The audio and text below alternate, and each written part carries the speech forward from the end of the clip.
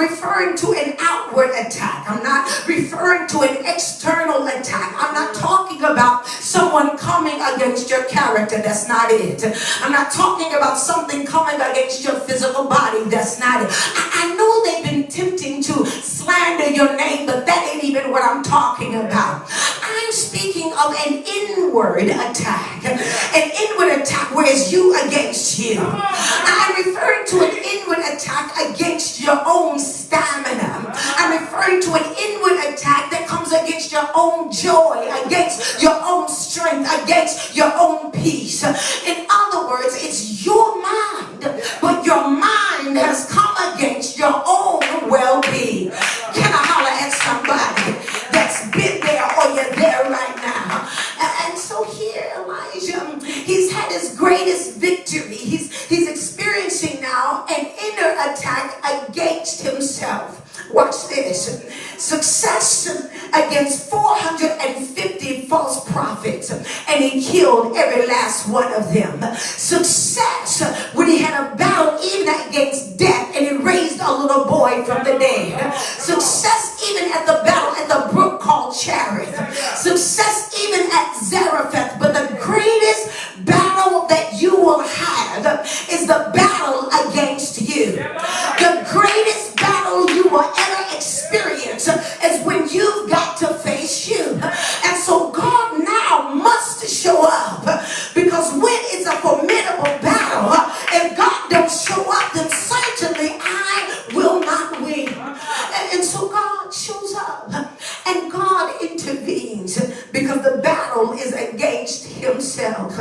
My husband once told me this, and it was so good for me, I wrote it down. He said, babe, you are a very competitive and determined person who will not stop until she wins. If you keep fighting yourself, unfortunately, you will win and you will end up defeating yourself. Wow. It's the same thing with the prophet. He's determined, and in his determination, he is about to defeat himself.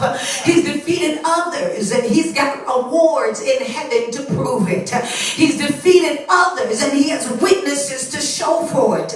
But now that he is fighting against himself, the man of God sits beneath a solitary broom tree, and he prays that he might die. Oh my God, look at him, look at him. If you were to look at his symptoms, he is a poster child for depression. Watch this. He no longer sees the value in living.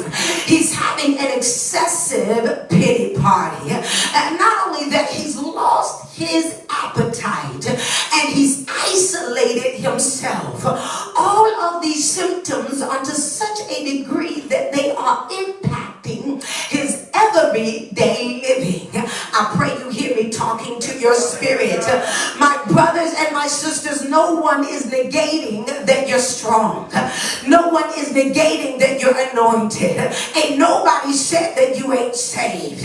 But there is a possibility of being saved and experiencing emotional distress. You can be anointed and go through psychologically. Come on, holler at me, Jeremiah. Jeremiah was a mighty man of God. And he was so mighty that he said, I said I wasn't going to tell nobody. But it's like fire shut up in my bones. After that, the same prophet looked at God and said, I wish I had never been born. I want you to hear me. Ain't nobody saying you ain't strong. Ain't nobody saying you ain't saved. But I'm saying, is it a possibility that you need God to come into your place of emotional distress and minister to you right there? The Bible puts it like this. It says Elijah was a man with a nature like that of ours.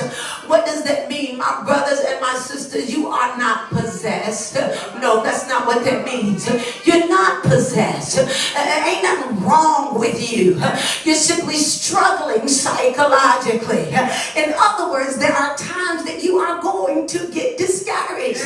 There are times that you may even experience depression. There are times you may find yourself beneath tree, talking out your head, saying things that you never thought you'd say. I never thought that would come out of my mouth. I just prayed over everybody, fasted. I never thought that would come out of my mouth. But there are times, men and women of God, that you'll find yourself between a rock and a hard place, to such a degree that you can call down fire and it does not seem that it has amounted to much. That you're a teacher, yes, but it doesn't seem like you can ever reach that particular child. Maybe you're a marriage counselor, but the whole time your own marriage is falling apart. That you're an intercessor, but for some reason you can't see to cast that thing out of your own house. That you're a spiritual leader, but you can't see to cast that thing down in yourself. Baby, depression has a way of undoing your degree one by one.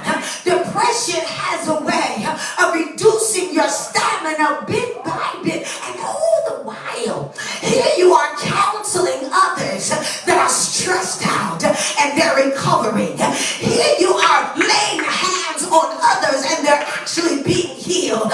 Here you are calling other people off the cliff, and if they ever saw